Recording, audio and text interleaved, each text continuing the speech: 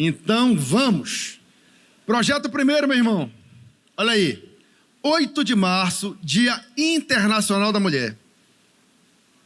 A pergunta é, eu acho que nós podemos reduzir essa luz daqui da frente, para ficar melhor a visibilização lá das imagens. A pergunta é, podemos passar mais um. O que isto tem a ver com a espiritualidade cristã? O que é que o Dia Internacional da Mulher tem a ver com a igreja? É assunto nosso? Isso não é do mundo, não? Não? É daqui também? É? Por que é, pessoal? Vamos lá, mais um, vamos passando. Jesus Cristo nunca se evadiu de tratar das questões sociais de seu tempo. Lembra? Quando Jesus veio a este mundo, qual era a grande questão que existia na sociedade onde ele estava presente? Era a supremacia do Império Romano sobre o povo hebreu. Isso era um problema sério. Como ele foi reconhecido como o Messias, esperava-se do Messias que o Messias fosse um libertador da opressão romana.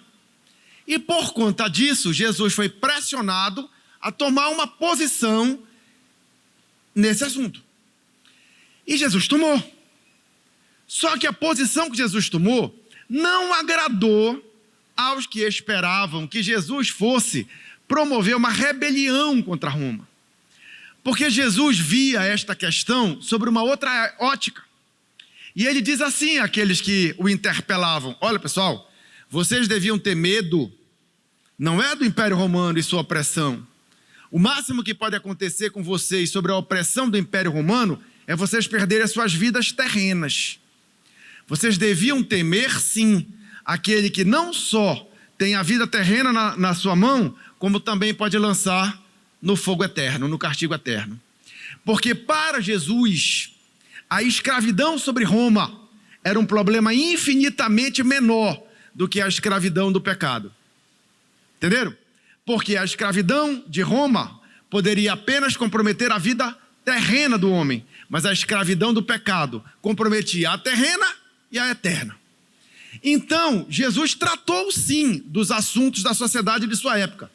Jesus interferiu sim, posicionou-se sim, em relação às demandas sociais que lhes eram propostas. Mas, nem sempre foi compreendido ao fazê-lo. Entretanto, o clássico, ele sempre deixou bem registrado.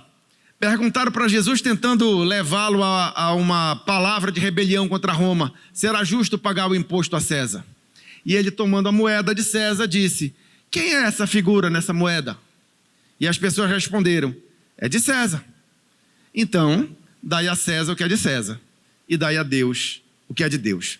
Mostrando que Jesus considerava sim as questões sociais de sua época, mas as considerava sob uma perspectiva de eternidade. E por isso muitas vezes não era compreendido. Tá certo? No dia de hoje nós vamos tratar das causas das mulheres. E as posições da Bíblia a respeito das causas das mulheres são bastante claras. Tá certo? E muitas vezes mal compreendidas justamente em sua clareza. Mas é importante que nós, como igreja, saibamos do que se trata e saibamos corresponder às demandas das mulheres em nossa sociedade, na medida que elas não firam as Escrituras Sagradas. Certo? Então, compreenda como começou o Dia da Mulher e o que a igreja pode incorporar disso no seu sentimento, na sua prática. Vamos lá. O Dia da Mulher foi instituído em 1975 pela Organização das Nações Unidas e hoje ele é comemorado, vamos dizer assim, em aproximadamente 100 países. Mas essa data, 8 de março de 75, é uma data de oficialização. Na verdade, movimentos de defesa dos interesses das mulheres já vinham de muito tempo. Eu trago para vocês essa foto de 1912, em Nova York. Era uma marcha de mulheres pelo sufragismo. Sabe o que era o sufragismo? Era o direito a voto, porque naquele tempo mulher não votava. E esse movimento já era organizado pelas mulheres socialistas da América desde 1910. Em outros países do mundo, isso também acontecia. Por exemplo, nesse novo slide, você vê aqui, esse cartaz vermelho, é a convocação de mulheres alemãs para um protesto por melhores condições de trabalho em 8 de março de 1914. E eles também trabalhavam, demandavam o direito ao voto. Na Revolução Russa comunista de 1917, eles eram igualitários. No comunismo, a mulher era vista como homem. Então elas pegaram em armas, lutaram a revolução, fizeram e aconteceram, dentro daquele esquema de governo, dentro daquela proposta de sociedade que eles tinham aí. Então, a luta das mulheres tomou faces diferentes ao longo da história e inicialmente, era uma luta por direitos políticos, direito a voto e a melhores condições de trabalho.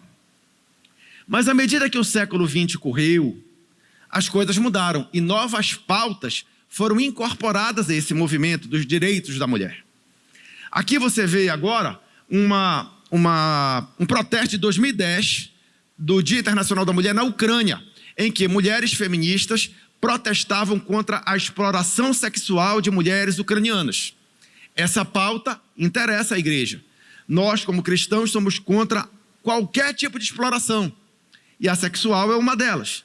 Então, defender a causa das mulheres no tocante à abolição da exploração sexual feminina é uma causa que o Evangelho pode incorporar, sem dúvida nenhuma. Como também pode incorporar a luta contra a violência. O número de casos de violência contra a mulher no nosso país é imenso, certo? Inclusive violência domiciliar. Nós, como cristãos, acreditamos no amor ao próximo e não podemos aceitar, permitir e nos calar frente a qualquer forma de violência, seja no lar, seja fora do lar, em relação ao homem e também em relação à mulher. Então, esta pauta da violência contra a mulher também é nossa. A igreja pode se posicionar contra a violência doméstica, a violência contra a mulher, em qualquer esfera. Entretanto, dentro do movimento feminista, existem algumas pautas que são complicadas para a igreja. Uma delas é o aborto. A controvérsia na questão do aborto, mesmo diante da teologia cristã, ela é real, tá certo? Mas a maioria dos cristãos, se não todos, concordam com o seguinte: esse tipo de discurso que está nestes cartazes não colam para a igreja. Isso nós não temos como defender. Veja só a afirmação: o embrião não é cidadão, quem merece direitos sou eu. Isso não cola, porque nós acreditamos que a vida já existe desde a concepção, tá certo? Pode ser só um amontoado de células, mas é vida. E como vida tem direito a viver. Então essa história do o embrião não é cidadão, quem merece direitos somos nós, ou sou eu, enquanto mulher, essa pauta, esse discurso, não podemos aceitar, certo? Como também não podemos aceitar o corpo é meu, a decisão é minha. Não. Tá? Esse tipo de argumentação não rola. Mas a questão do aborto é complexa na cristandade. E nós, como igreja, precisamos estar atentos ao que esta pauta representa.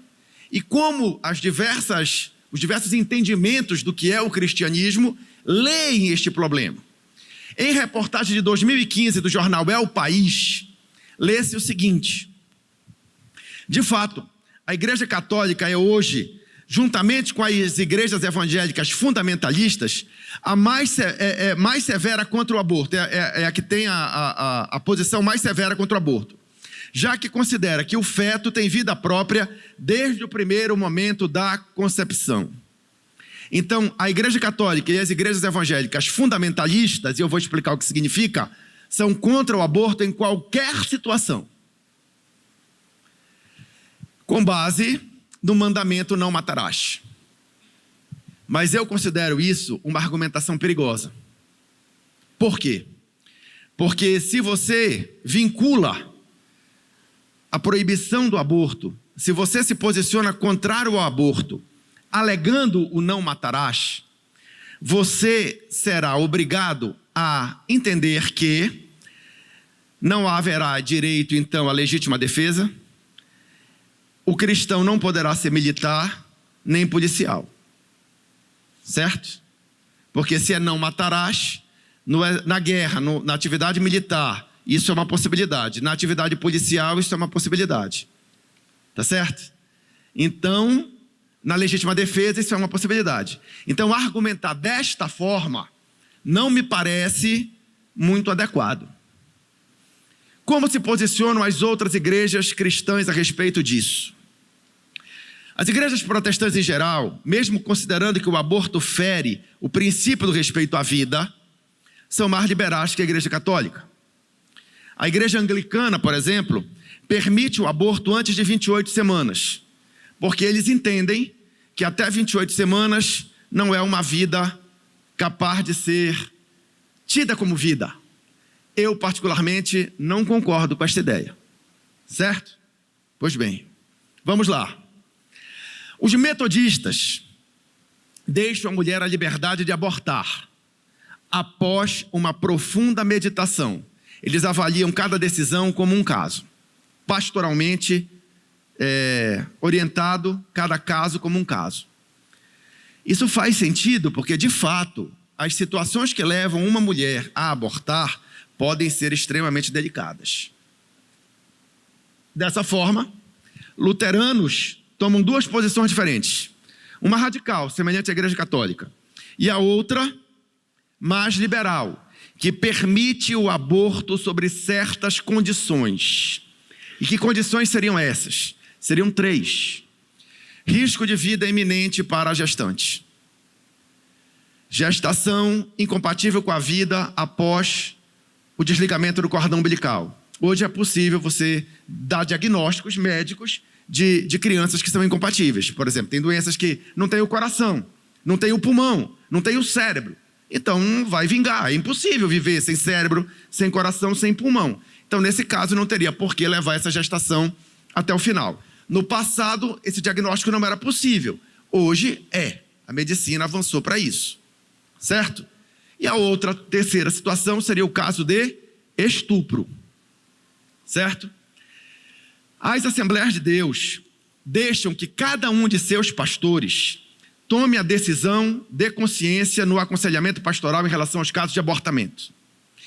Majoritariamente, eles apoiam a decisão do abortamento no caso de risco de vida para a mãe e na incompatibilidade gritante da falência do processo gestacional. Já em relação ao aborto, eles são contrários, porque eles entendem que a graça de Deus e o perdão divino podem dar à mulher a condição de criar a criança, mesmo concebida em situações de violência.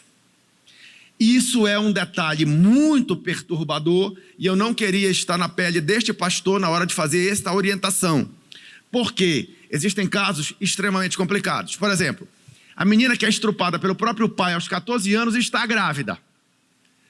Não vai abortar. É amor cristão pelo feto e pela criança.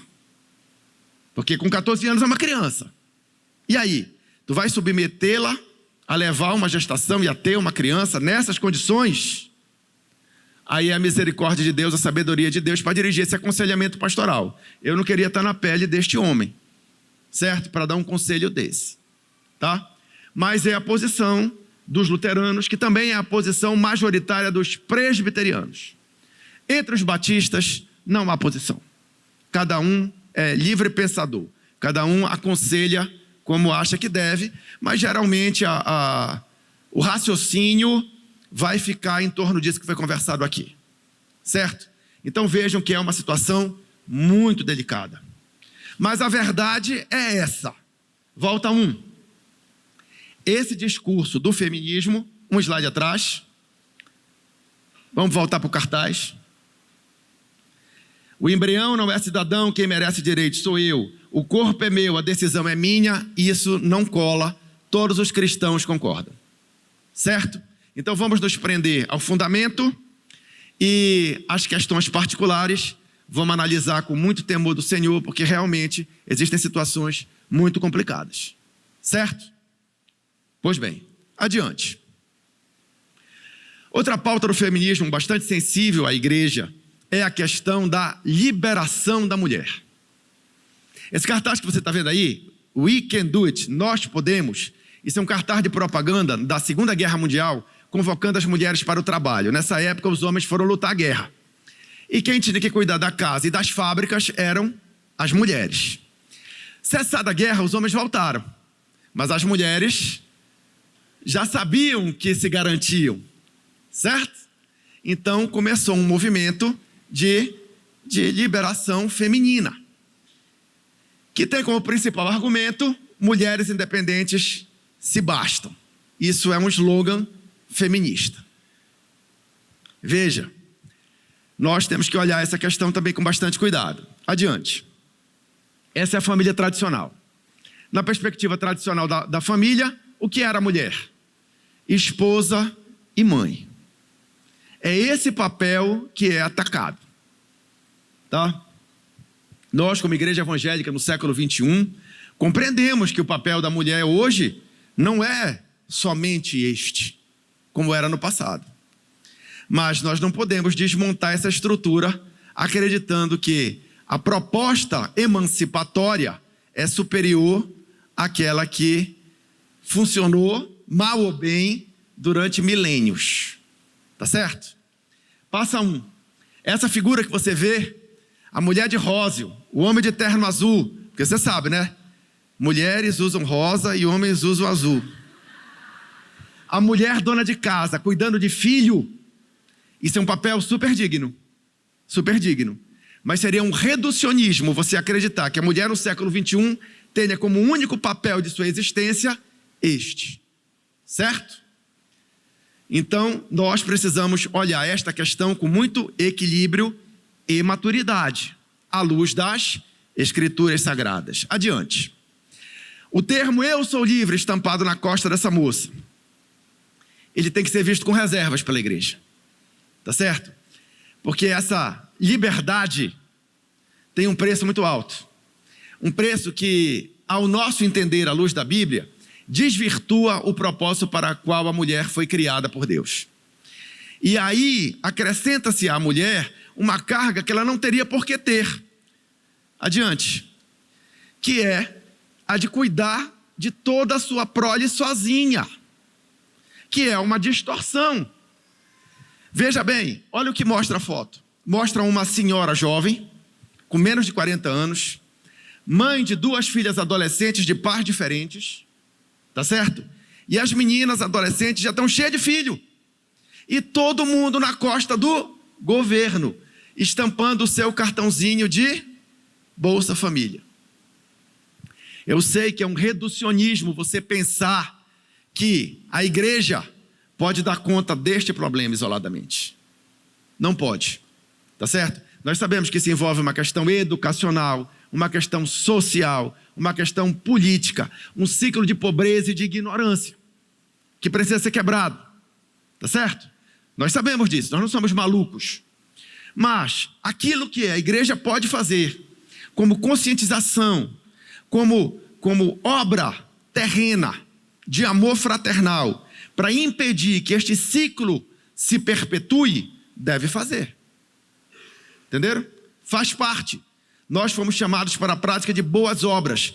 Nós fomos chamados para ordenar a vida de uma maneira que Deus se agrade, que seja boa para o ser humano, porque amamos ao próximo e não queremos ver ciclos destrutivos perpetuados. Depende só de nós? Não. Tá certo? Mas naquilo que depender de nós, devemos fazer. Outra questão séria que nós devemos admitir é que na corrida da vida, a mulher larga atrás do homem. Ainda é assim. Tá certo? Por quê? Por várias questões sociais, por várias questões de preconceito, por várias questões de estruturas patriarcais que precisariam ser desmontadas, por até mesmo questões econômicas, tá certo? Muitas mulheres são preteridas justamente porque ao engravidarem vão ter direito à licença maternidade. Então, é preferível contratar um homem. Tá certo? Quer dizer, são várias questões humanitárias, sociais, educacionais, culturais, que estão envolvidas nesse processo. Mas o que a igreja puder fazer para romper com esses padrões que são errados, a igreja deve se posicionar. Tá dando para entender? Estão todos comigo? Maravilha. Vamos lá. Essa é uma mulher maravilhosa. O nome dela é Florence Nightingale, ela é a mãe da enfermagem. Ela é uma cristã anglicana que atuava como enfermeira. No tempo dela, essa era uma das poucas carreiras que a mulher poderia retirar o seu sustento. As outras eram a prostituição e o magistério. Porque do que vivia uma mulher? Ou era se prostituindo, ou era sendo enfermeira, ou era sendo professora. Eram as profissões que existiam na virada do século XIX para o XX. A Florence via a ação de enfermagem como um aspecto missionário. Era uma missão para ela. E assim ela ensinava as suas alunas. Pode passar. Professoras, quando existiam e lecionavam, tinham dois caminhos. Ou lecionavam para crianças, ou lecionavam para outras mulheres. Uma mulher lecionar para homens, impossível. Adiante. Essa mulher é Marie Curie, primeira vencedora do Prêmio Nobel do sexo feminino. Ganhou o Prêmio Nobel de Química em 1911, por descobrir elementos químicos. O rádio, que não é o rádio que se fala, é o rádio, elemento químico, o rádio, e o polônio, que ela batizou assim porque ela era de origem polonesa, embora fosse casada com um francês, e por isso vivia na França, estudava na França, e tem um nome francês. Certo? Hoje, mesmo hoje, no século XXI, na alta pesquisa, se você for ver, os vencedores do Prêmio Nobel são majoritariamente homens. Na época que ela ganhou, ela era uma exceção absoluta entre as mulheres. Mas hoje nós vemos a mulher ocupando várias esferas do mercado de trabalho, dirigindo táxi, pilotando avião, astronauta, juíza, trabalhadora da construção civil, árbitro de futebol, trabalhadora de uma plataforma de petróleo, que é um dos trabalhos mais perigosos que existe. No jornalismo, no governo de nações poderosas como a Alemanha, na polícia, no exército, na medicina, a mulher está em tudo. E também está, sabe aonde? No Ministério Pastoral de Igrejas Evangélicas. Adiante. Essa reportagem de 2013 da revista Isto É, ela traz uma entrevista com assim ela está intitulada na reportagem, missionária Sarah Shiva. Nessa reportagem, o título é A Força das Pastoras. As mulheres ganham espaço nos altares evangélicos do Brasil, conquistando cada vez mais fiéis para esta denominação. Em algumas igrejas, quase metade do corpo pastoral é feminino. Dados da reportagem de 2013, 157 pastoras batistas já estavam ordenadas. 30% das igrejas metodistas tinham pastoras. Em algumas situações, o corpo pastoral feminino era majoritário, incluindo pastoras presidentes. Reportagem da revista Época de 2014, um ano depois. Batistas abrem espaço para que mulheres sejam pastoras. No terceiro maior grupo religioso do Brasil, elas sobem ao altar e não é para casar. A reportagem é feita com a pastora Zenilda Sintra, da Igreja Batista Esperança, em Taguatinga, Distrito Federal. Desde 1980, ela esperava o reconhecimento do ministério feminino. Veja só, trechos da entrevista, trechos da reportagem. A decisão de ordenar facilita o caminho para a ordenação de outras mulheres que atendam ao chamado de Deus, diz Zenilda Regina Sintra, da Igreja Batista Esperança, em Taguatinga, Distrito Federal. Formada em teologia desde 1980, Zenilda é casada com o pastor Fernando Sintra. Foram necessários 24 anos para ela ser reconhecida pela igreja e passar a usar o título de pastora. Aí perguntaram para Augusto Nicodemos Lopes. O Augusto Nicodemos Lopes é um teólogo presbiteriano dos mais respeitados, homem brilhante. E ele, apesar de pertencer a uma denominação que não concorda com o pastorado feminino, em hipótese alguma, ele dá na reportagem uma abordagem bem equilibrada ao assunto. E ele diz assim: o teólogo presbiteriano Augusto Nicodemos Lopes tem escrito sobre o assunto e classifica as opiniões como diferencialistas, que são os contra, e igualitaristas, que são os a favor. Ambos usam trechos bíblicos para defender as suas posições. Os diferencialistas, que também são chamados de complementaristas, defendem que homens e mulheres foram criados com papéis distintos e que cada homem exerce autoridade em casa e cabe ao homem exercer autoridade em casa e na igreja. Então, mulheres não poderiam ser pastores. Já os igualitaristas são favoráveis à participação mais ativa da mulher nas igrejas, alegando que as diferenciações resultantes do pecado original foram apagadas pelo sacrifício de Cristo. Então, aqui são duas posições, certo? Vamos equilibrá-las, então vamos analisá-las. Adiante. O que é que a igreja tem que compreender? Que se a mulher tem uma função e se o homem tem outra função, não estou falando que um é melhor que o outro, estou falando de função. E você transporta para a função da mulher todas as funções masculinas, gera o que está aqui. Tá certo? Uma mulher que ao mesmo tempo tem que criar o filho, cuidar do cachorro, limpar a casa, estudar, fritar o ovo, limpar a casa e pagar as contas. Tá? É isso que é visto. Pergunto, é isso que se deseja? Porque é isso que acontece. É isso que se quer? Vamos analisar o que a Bíblia diz.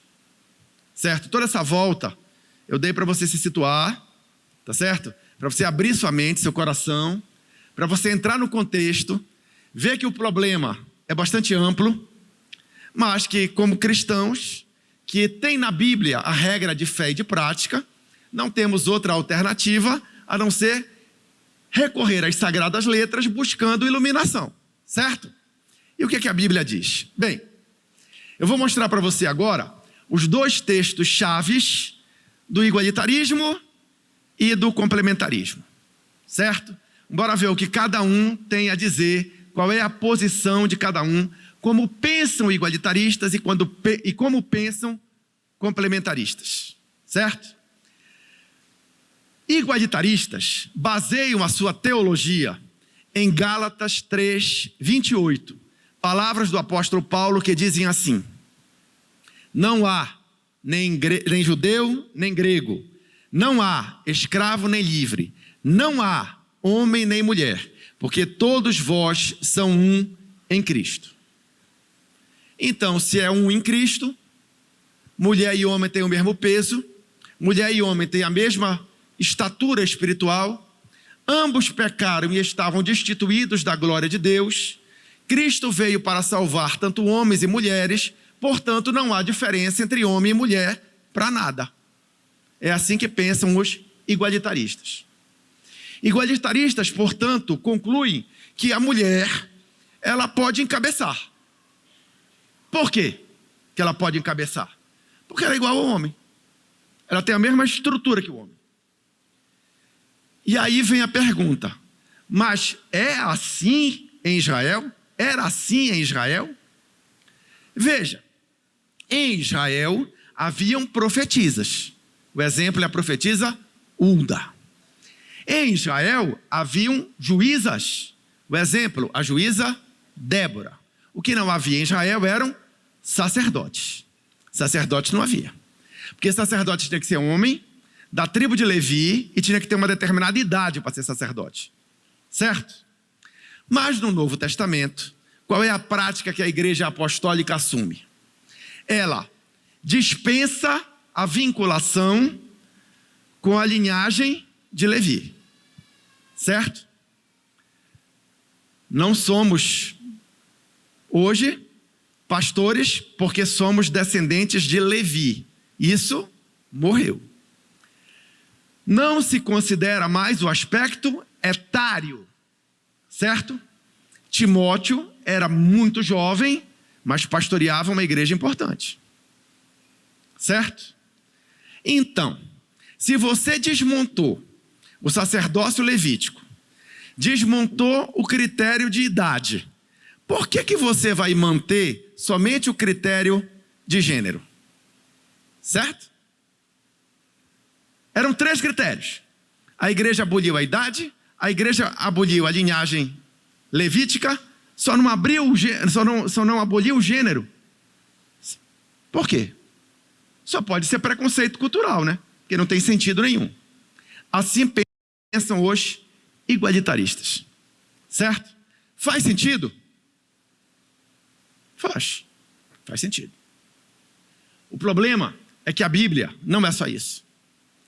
O mesmo Paulo, que disse essas palavras aos Gálatas, também disse assim aos Coríntios: mas quero que saibais que Cristo é a cabeça de todo homem, e o homem a cabeça da mulher, e Deus a cabeça de Cristo. Nesse capítulo 11 de 1 Coríntios, Paulo está discutindo a questão do uso do véu na igreja. O uso do véu é uma questão meramente cultural. Nós não usamos véu, nossas mulheres não usam véu. Tá certo? Porque isso não é relevante para nós. Era relevante para aquela igreja no primeiro século. Para nós não é culturalmente relevante. Mas o que interessa é que os argumentos que o apóstolo Paulo usa para justificar a incorporação cultural do uso do véu pelas mulheres na igreja de Coríntios é um argumento teológico dos mais sérios, firmado em 3 princípios muito graves: a Trindade, o princípio da queda e o princípio da criação do homem. Tá certo? E ele vai discorrer o capítulo 11 para justificar essa afirmação. Quero que saiba que Cristo é o cabeça de todo homem, o homem a cabeça da mulher e Deus a cabeça de Cristo. Vamos começar então pela questão da Trindade. A Trindade é um único Deus, Pai, Filho e Espírito Santo. Qual é o mais importante? Quem é o mais importante? O Pai é mais importante? Não, não é. Os 3 são um, tá? O Pai, o Filho e o Espírito Santo são um. Não há diferença. O Pai é o Pai, o Filho é o Filho, o Espírito é o Espírito, todos são Deus da mesma maneira. Não tem degrau. O Pai não está mais elevado que o Filho, nem o Filho mais elevado que o Espírito, nem o Espírito mais elevado que o Pai. Tá certo? Não existe isso. Todos são iguais, mas tem papéis diferentes. O papel do Pai é um, o papel do Filho é outro e o papel do Espírito é outro. Tá certo? Então, embora iguais, eles têm papéis diferentes. E é isso que Paulo vai abordar para defender o ponto de vista que diz que, embora homem e mulher sejam da mesma importância, que é o princípio igualitário, seus papéis são diferentes. Tá? Então não é que o filho seja menor que o pai, ou que o pai seja maior que o filho. É que homem e mulher são, da mesma forma, iguais. Como o pai é igual ao filho e como o filho é igual ao pai. Mas, como o pai tem um papel diferente e o filho tem um papel diferente, da mesma maneira o homem teria um papel diferente e a mulher teria um papel diferente. Essa que é a defesa teológica do apóstolo Paulo, que é o fundamento dos que são complementaristas. Certo? E aí o apóstolo Paulo, no primeiro capítulo, na primeira carta aos Coríntios, capítulo 11, segue explicando assim: porque também o homem não foi criado por causa da mulher, mas a mulher por causa do homem. Portanto, a mulher deve ter sobre a cabeça sinal de poderio, está falando do véu, de autoridade, por causa dos anjos. Sabe por quê? Porque lá no céu os anjos têm hierarquia. Por que aqui na terra não teria? Seja feita a tua vontade, assim na terra como no céu. Se no céu há, por que aqui não haveria de ter? Todavia, nem o homem é sem a mulher, nem a mulher sem o homem no Senhor. Está vendo a dança que existe entre o igualitarismo e o complementarismo? É uma dança, é uma teologia muito bonita isso aqui, tá? Não é todo mundo que entende, é um raciocínio complexo, mas precisa que a igreja se aproprie disso. Todavia, nem o homem é sem a mulher, nem a mulher sem o homem no Senhor. É um princípio igualitário. Então você vê que no mesmo texto, ele coloca um princípio complementarista e um princípio igualitarista. Meio maluco, né? Mas não é. Tá certo? Vamos continuar lendo para ver se a gente ganha melhor entendimento. Porque como a mulher provém do homem, assim também o homem provém da mulher, mas tudo vem de Deus. Essa é a nossa versão Almeida, né? Fiel, uma versão antiga do texto bíblico. Agora leio para você uma versão mais atualizada, com um português mais atualizado, mais moderno. Mas há um assunto que quero que saibam. É que Cristo tem autoridade sobre todos os homens. O marido tem autoridade sobre a mulher. E Deus tem autoridade sobre Cristo. 1 Coríntios 11, 3. Sigo lendo 1 Coríntios 11, de 8 a 12. Com efeito, o primeiro homem não foi tirado da mulher, mas a primeira mulher foi tirada do homem. Princípio da criação. Lembra? Era o princípio da trindade, o princípio da criação e o princípio da queda. Adão, o primeiro homem, não foi feito para benefício de Eva. Temos que encarar os fatos. Adão, o primeiro homem, não foi feito para benefício de Eva, mas Eva sim foi feita para Adão. Assim, uma mulher deveria usar a cabeça coberta como sinal de que reconhece a autoridade do marido, um fato que todos os anjos constatam. Mas, nos relacionamentos entre o povo do Senhor, está falando da igreja, o homem e a mulher precisam um do outro. Princípio do igualitarismo, certo? Porque se é verdade que a primeira mulher veio do homem, contudo, todos os homens, desde então, nasceram de mulheres. E ambos, homens e mulheres, foram criados por Deus. É um princípio igualitarista. Tá certo? Mas, entenda. Quem foi enganada foi Eva. Foi Eva que ouviu a serpente. Quando Eva oferece o fruto proibido a Adão, ela toma para si um papel que não era seu. Porque o papel de Adão era liderar. E ele assume a liderança de Eva ao aceitar o seu convite para comer. Porque ela comeu e não morreu. Então ela diz para Adão, olha, eu comi e não morri, come também. E Adão vai lá, boboca e come. Entenda a repercussão disso, que é muito séria do ponto de vista teológico. Vamos entender. O pecado não é de Eva. O pecado é de quem? De Adão. Por isso Cristo é o segundo Adão, não a segunda Eva. Tá? Outro detalhe importantíssimo do Gênesis que você precisa saber. Quando Eva peca, Deus a pune. Mas a punição de Eva é nela. Você reparou isso? Qual é a punição para Eva? Vai aumentar a dor da tua concepção. Mas a punição de Adão é uma punição que se estende a toda a humanidade. Porque era a ele que cabia a liderança e ele cedeu.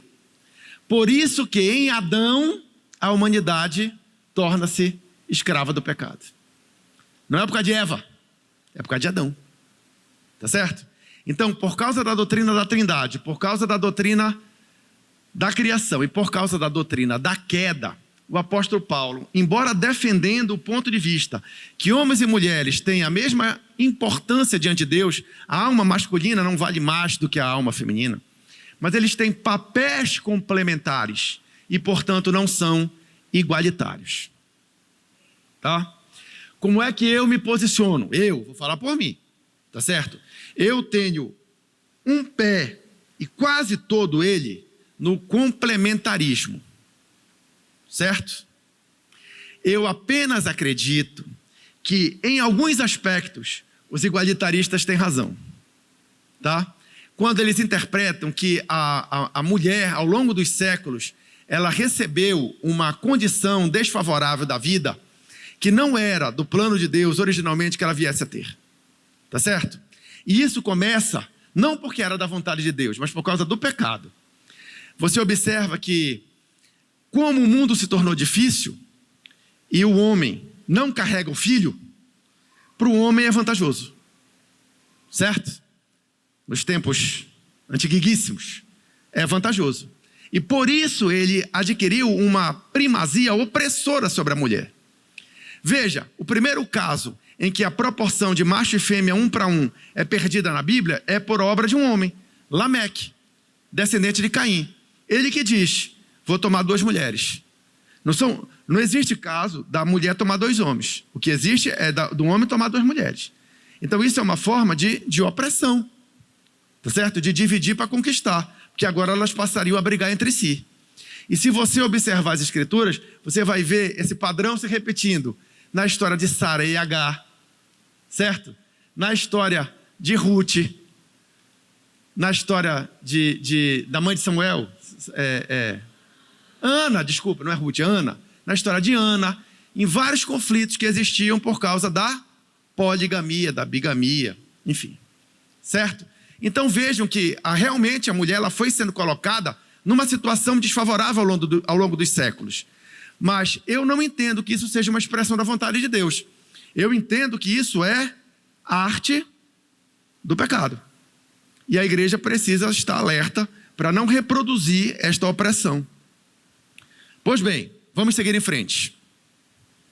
Efésios capítulo 5, 21 e 24. Respeitem uns aos outros, porque assim estão a respeitar Cristo.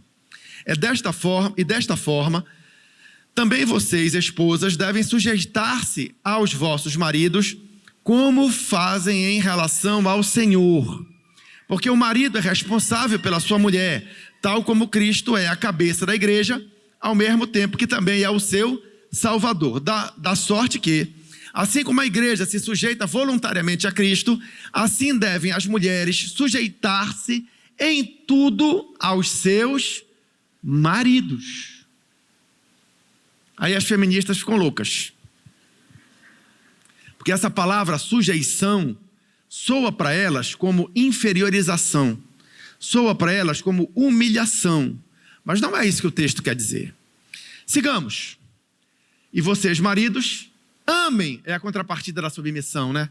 Amem as vossas mulheres da mesma forma que Cristo amou a igreja e deu a sua vida por ela. Esta que é a questão em foco, dentro do casal cristão. Muitas mulheres resistem serem submissas a seus maridos porque não sentem que eles as amam como Cristo amou a igreja. Não sentem que eles viveriam e morreriam por elas. Obrigado. Entenderam? E aí, o elo não se fecha. Mas isso precisa ser organizado. É o que a palavra de Deus diz. Se você não se enquadra nesse esquema, realmente, eu diria que o relacionamento conjugal, do ponto de vista cristão, ele está defeituoso. Precisaria ser ajustado. Por quê? Porque cabe ao marido, né, operar na vida de sua esposa para a tornar santa e pura com a ação da sua palavra, a qual, como a água, alava a fim de poder trazê-la para junto de si, sem uma nódoa, sem uma ruga e sem qualquer defeito, mas irrepreensível, santa e gloriosa. Aqui Paulo está falando da igreja, mas isso é uma alusão à figura do homem em seu cuidado para com a sua esposa. Muito bem. E assim, pois, que os maridos devem amar as suas esposas. É assim, pois, que os maridos devem amar as suas esposas, como uma parte de seu próprio corpo, como a si próprio. Então é o marido amando a mulher como se fosse ele próprio, não fazendo nada para ela que ele não fizesse para si mesmo. E aí a mulher aceita voluntariamente a direção deste companheiro. É assim que funcionaria a mecânica. Ah, mas às vezes não funciona assim e dá errado. Ok, dá errado. Mas é uma disfunção, certo? Não é o que é recomendado como sendo o correto. Adiante. Voltando ao texto clássico lá dos que não são igualitaristas, que são complementaristas. Mas quero que saibais que Cristo é o cabeça de todo homem e a mulher a cabeça, e todo homem a cabeça da mulher e a mulher. Mas quero que saibais que Cristo é o cabeça de todo homem e o homem é a cabeça da mulher e Deus a cabeça de Cristo. Por que eu estou querendo trazer isso aqui para você? Porque no movimento feminista, quando ele se reporta à igreja, ele acusa o apóstolo Paulo de ter ensinos que são machistas, que são discriminatórios para com a mulher. Misóginos, não é isso? Mas, veja bem, o ponto não é esse. Porque as feministas exaltam a figura de Jesus como sendo o pai das feministas. Porque Jesus conversou com a mulher samaritana, Jesus não jogou pedra na adúltera, Jesus aceitou que aquela mulher jogasse o bálsamo sobre si, e por causa disso, elas entendem, esses grupos feministas entendem que no Novo Testamento existe uma contradição entre o ensino de Paulo e o ensino de Cristo. E eu defendo a opinião de que não há. Primeiro, porque Paulo não parece ser uma pessoa opressora da mulher. Muito pelo contrário, você vê nos seus escritos que ele sempre as trata com respeito e sempre as dignifica. O que ele apenas assume é a questão de que ela tenha um papel diferente na terra. Na terra. Não celestial, mas na terra. E o que eu queria deixar para você refletir é o seguinte, olha, é o que está em Mateus capítulo 10, 1-4. Chamando seus 12 discípulos, está falando de Jesus Cristo, deu-lhes autoridade para expulsar espíritos imundos e a curar todas as doenças e enfermidades. Estes são os nomes dos 12 apóstolos. O primeiro, Simão, chamado Pedro, e André, seu irmão, Tiago, filho de Zebedeu, e João, seu irmão, Filipe, Bartolomeu, Tomé e Mateus, o publicano, Tiago, filho de Alfeu, e Tadeu, Simão, o Zelote, e Judas Iscariote, que o traiu. Jesus chamou 12 apóstolos, homens. Por quê? Alguma razão tinha. Tá? Havia mulheres que poderiam ser ótimas apostolisas. Maria Madalena, a própria Maria, mãe de Jesus. Mesmo quando, da saída de Judas Iscariotes do colégio apostólico, abriu uma vaga, foi um homem a ser chamado, certo? Não foi uma mulher. E aí, alguns estudiosos feministas alegam assim, mas isso era porque Jesus estava querendo não criar confusão na sociedade, estava querendo respeitar o princípio estrutural do patriarcado hebraico. Eu acho que isso não é uma boa argumentação. Por quê?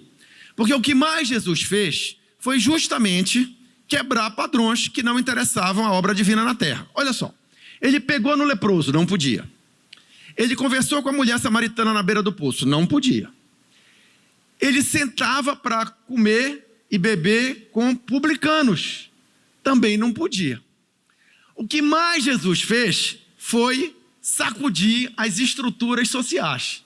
Jesus nunca teve receio algum de causar. Jesus curava no sábado, que era uma coisa que gerava maior polêmica. Jesus fazia. O que é que tem de diferente de curar no sábado e escolher uma apostoliza? Não tem muita diferença não, pessoal. Eu acho até que curar no sábado dava mais confusão. Entendeu? Como deu. Certo? Então, alguma razão tinha. Tá certo? Então, estas coisas que somadas me fazem ficar mais deslocado para o lado do complementarismo do que para o lado do igualitarismo. Mas isso é uma opinião minha.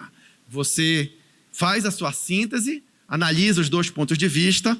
Eu creio que você deve ter visto honestidade da minha parte de expor os dois argumentos de forma equilibrada, e aí você faz a sua síntese.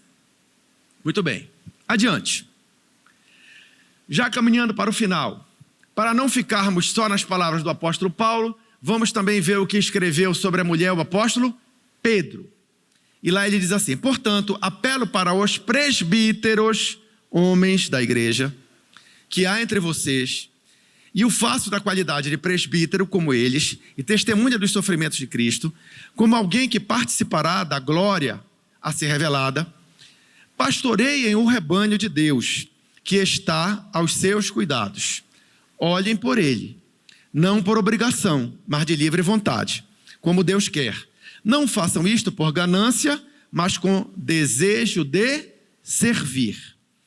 Não hajam como dominadores. Está em negrito por quê? Porque da mesma maneira que na igreja o pastorado não deve dominar o rebanho, da mesma maneira, em casa, o marido não deve dominar a mulher. Entenderam? Estão entendendo? A questão do respeito. Tá certo? Pois bem. Dos que lhe forem confiados.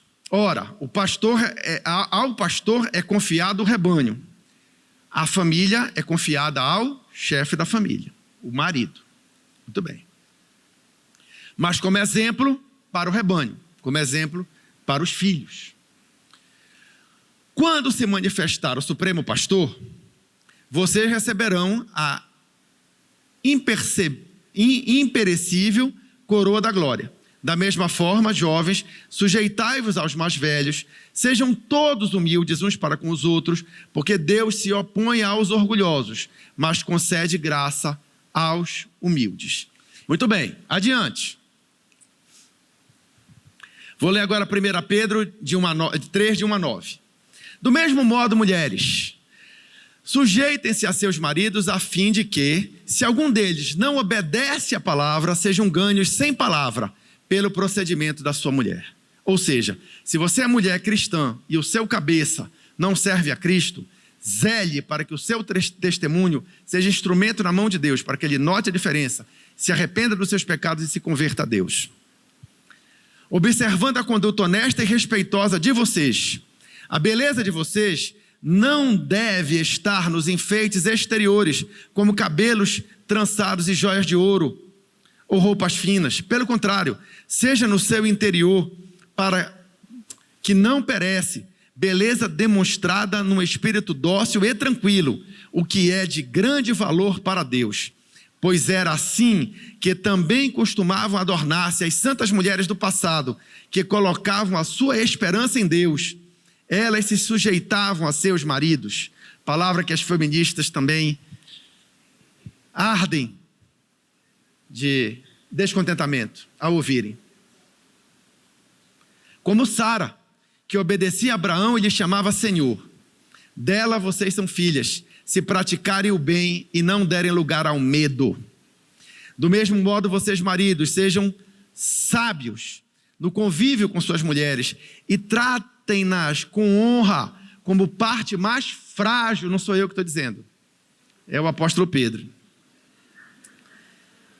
E dizem que foi na unção do Espírito Santo. E co-herdeiras do dom da graça da vida. Co-herdeiras. Olha o igualitarismo de novo. Co-herdeiro. Do dom da graça da vida. De forma que não sejam interrompidas as suas orações. Quanto ao mais, tenham todos o mesmo modo de pensar. Sejam compassivos, amem-se fraternalmente, sejam misericordiosos e humildes. Não retribuam o mal com o mal, nem insulto com insulto. Pelo contrário, bendigam, pois para isto vocês foram chamados, para receberem bênção por herança. Não é aquela história, meu marido me traiu, então agora eu vou trair ele 2 vezes. Meu marido aprontou isso comigo, eu vou aprontar isso com ele. Ou a minha esposa fez isso, eu vou fazer 2 vezes pior. Entendeu? Não existe isso no Evangelho. A proposta não é essa, a proposta é o amor e o perdão, nunca a revanche. É isso que destrói muitos casamentos, que fica um ciclo de revanche, entendeu? E isso não cabe no meio cristão, isso é uma perversão do Evangelho, porque o Evangelho é misericórdia e perdão. Dentro da medida do possível, é claro, né? Porque a gente sabe que tem coisas que não podem ser administradas. Por exemplo, no caso que você tem um casamento em que a violência doméstica bota em risco a vida da mulher, qual é a postura da igreja? Afastar, certo? Porque o cara vai encher ela de bolacha, de tapa, hoje, amanhã tá dando um murro, depois está quebrando a cabeça dela com um pau, depois está metendo uma faca no peito. Então, esse cuidado, nós como igreja temos que ter, a defesa à vida, certo? Então, adiante. Concluindo. Então, aqui vai a síntese do pensamento que trouxemos à igreja nesta noite. Primeira conclusão é a seguinte: não há superioridade espiritual entre homem e mulher. Isso ficou claro, não ficou? Em Cristo, homem e mulher são iguais. De fato são. Espiritualmente falando, não há diferença. Agora, qual é o pensamento?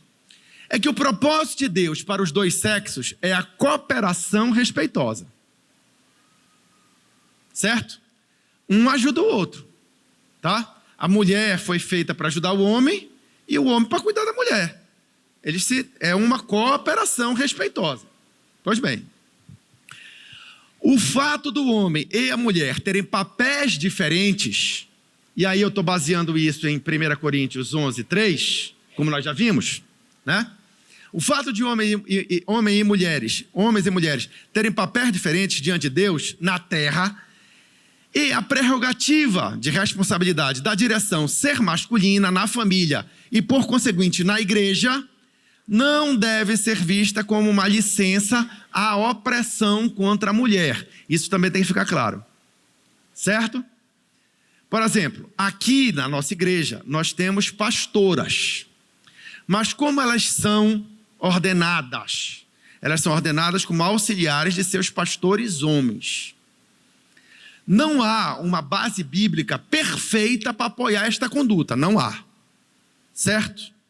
Não há. Pode procurar, não vai achar. Tá certo? Mas você pode entender no aspecto auxiliar do ministério que isso possa ser algo aceitável. Onde é que eu acho que complica? Eu, Alexandre, estou falando por mim, tá? Eu acho que complica no seguinte cenário. A mulher ser pastora de uma igreja e não ter um marido pastor, embora ele seja crente. Aí dá confusão. Por quê? Porque em casa ele vai ser o cabeça dela. Mas na igreja ela vai ser a cabeça dele, como líder espiritual. Tem algo errado, não tem? Então aí é uma confusão. Ah, mas se a pastora for solteira? Aí é outra questão. Tá certo? Da mesma maneira que é importante que o bispo seja marido de uma só mulher, tenha uma estrutura familiar de retaguarda, tá certo? Também seria o mesmo conceito aplicado à pastora solteira. Mas há pastores, homens solteiros. E aí, como é que fica? Não sei. Aí vão perguntar para Deus, eu não vou julgar o servo alheio, tá certo? Cada um vai se entender com Deus. Certo? Mas não vão perder o foco. Tá? É isso que eu digo para vocês. As situações são complexas, pessoal. Não é simplesinho assim, não, criar uma cartilha. Tá? É sabedoria do alto para poder ver cada caso como tem que ser. Certo? Pois bem, para encerrarmos. Diferencialistas, né, complementaristas ou igualitaristas. Vou dar minha cara para bater. Complementaristas. Tá certo? Complementaristas. Vou dar minha cara para bater. Embora, repito, reconheço que argumentos do igualitarismo são positivos. Outra coisa que não cabe na igreja é o que você está vendo nessa foto. Tá?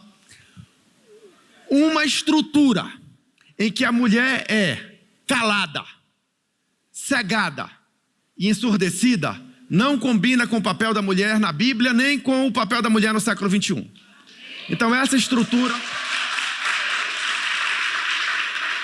faliu. Tá? Isso não é a vontade de Deus. Nas escrituras isso é amplamente demonstrado, isso não é a vontade de Deus. Isso aí é pecado. Essa estrutura familiar é uma estrutura pecaminosa, vem de opressão, e com opressão o evangelho não concorda. Entenderam? Qual é a saída? A saída é que vocês, mulheres, busquem se embasar vigorosamente nas escrituras sagradas. Fortaleçam-se na oração e na comunhão umas com as outras, para que vocês se ajudem, como Paulo requer de vocês, escrevendo a Tito, com as seguintes palavras: tu, porém, falando a Tito, fala o que está de acordo com a sã doutrina. Espero que o que tenha sido trazido aqui esteja na cabeça de vocês, confirmado na palavra.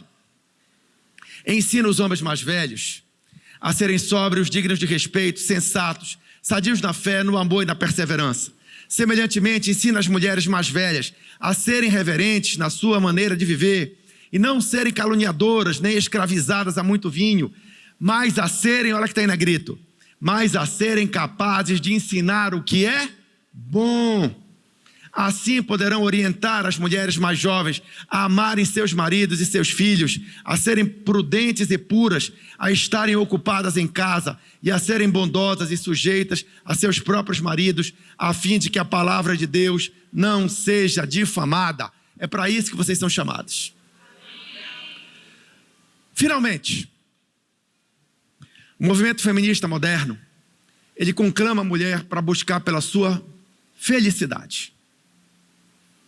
Não é essa a proposta do Evangelho. A proposta do Evangelho é que você busque dignidade. Porque no caminho da dignidade, poderá ser que você encontre a felicidade. Mas se você, egoisticamente, pensar só em si mesmo, buscando a sua própria felicidade a todo custo, a dignidade escapará de você, porque Deus não está no caminho do egoísmo. Busque a dignidade. Se Deus te abençoar, a felicidade vai te achar. Essa é a palavra que tenho para trazer para a igreja neste dia. Amém.